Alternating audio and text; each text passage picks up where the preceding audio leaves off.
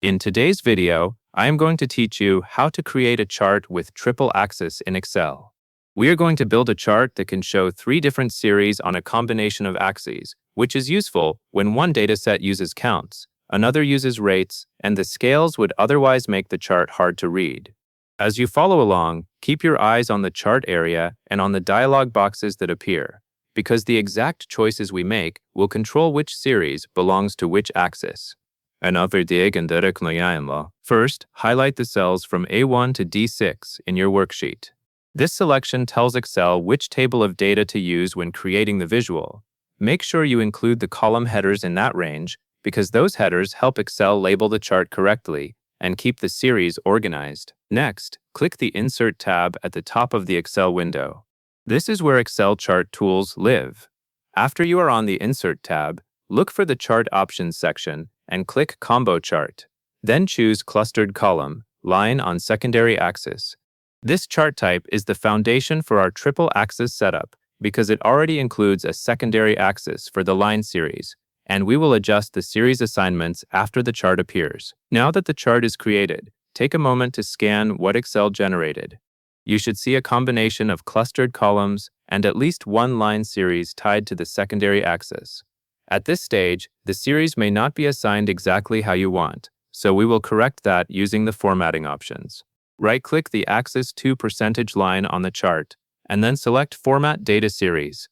This opens the formatting panel for the specific line series that is currently mapped to Axis 2. You should click directly on the percentage line so Excel knows exactly which series you mean. Once the Format Data Series window is open, focus on the Series Options section. Under Series Options, select the primary axis with the columns.